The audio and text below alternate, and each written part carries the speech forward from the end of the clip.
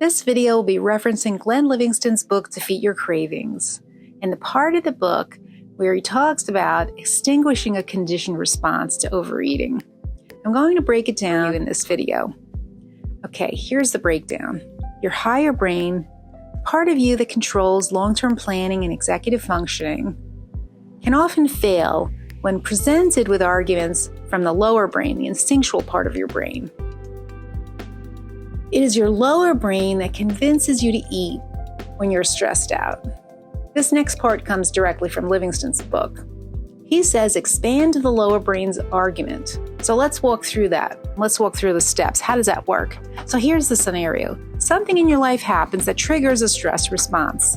If reaching for food is your normal reaction to stress outside of your daily stress levels, this may be a conditioned response.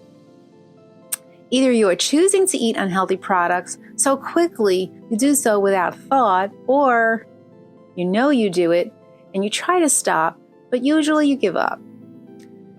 So if number one is the case, you're consuming something to relieve stress automatically, you will have to spend some time to create a space between the stimulus, which is a stress, and the action, which is consuming food.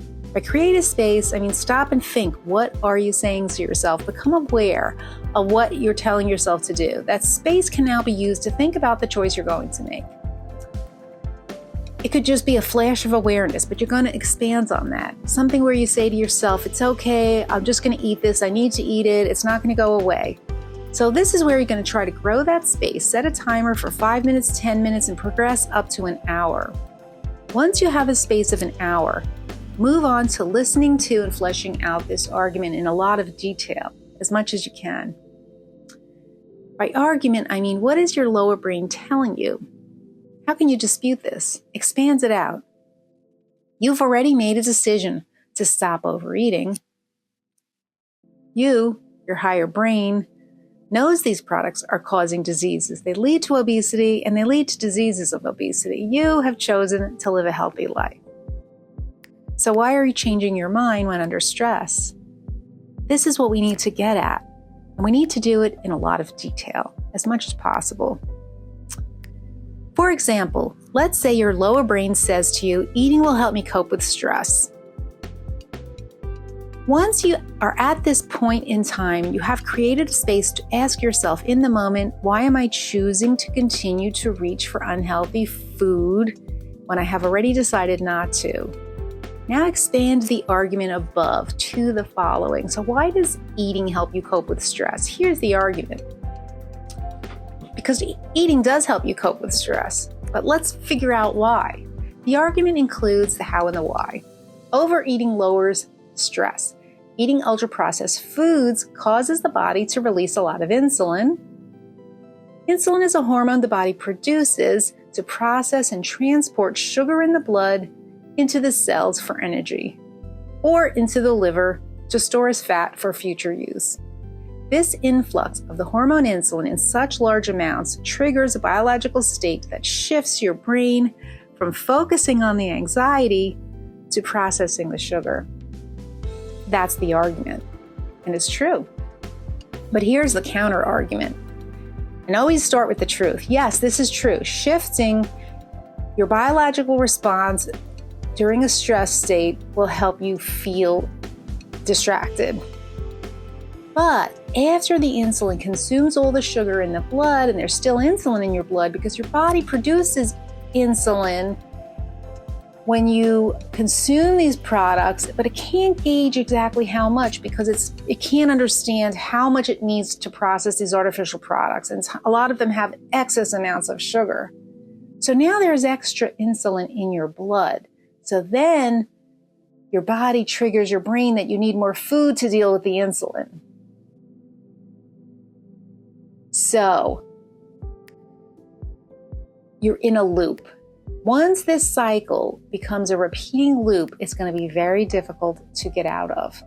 And that's usually the state we find ourselves in when we've been overeating for a long time. If you try not to respond this way and try to use healthier ways to deal with stress, you'll feel like they do not work. And most likely, you do not have the skills, the habits, or the useful techniques for self-regulation. Being told to take a walk or take a bath or to relax seems and sounds ridiculous. And on some levels, it is ridiculous. Those tools do not work individually, and they take a long time to start working collectively. So how does one get from the conditioned stress-eat response to the stress awareness eat response to the stress, tolerating stress, self-soothing response? Assuming you've already moved from the stress-eat response to the stress awareness eat response, you will need to move on to the very difficult stress, tolerating stress, self-soothing response. This is how you extinguish a conditioned response process. But warning, expect this to be hard. Number one, very simply go about your day. Think about it while you're moving through space and time. If it is Saturday and you normally run errands, force yourself to run the errands. This is the key. You must force yourself to keep moving the wheels. Keep going. If you're supposed to be working, just keep going. In spite of the stress, you're going to say to yourself, I can't, I don't want to do anything. Just force yourself to do it. Number two, understand nothing is going to make you feel better for a period of time. You have to understand that. This is sort of penance. You must do it. But the stress will go away in a couple of days. If you've been self-soothing one way for a long time and you abruptly stop doing that, you will feel like you cannot do it. You will feel like the only way to make it stop is by giving in. But that is not true. Number three, force yourself just to breathe in and breathe out and move through the day, even with the feeling. So focus on the minutia. Nothing is going to make you feel better. Don't try to make yourself feel better. Just force yourself to focus on the minutia. In a couple of days, the stress will subside. Either the situation will be resolved or it will be mitigated, and you will now have completed your first successful loop. You have to do this a number of times, but next time you're going to get through it faster, having succeeded once. You will have the belief that you will succeed again. So that is, in essence, how you extinguish a conditioned response. I'll be back with more hopefully useful tips to eat healthier and reach your weight loss goals and to reach your weight maintenance goals. As always, thank you so much for watching and putting up with my efforts to learn how to turn my knowledge and my experience into shareable, useful information. And thank you for putting up with my editing, which has been so terrible. I really am trying. I am on my 4th editing software and I'm going to change again. So thank you so much. I highly appreciate it.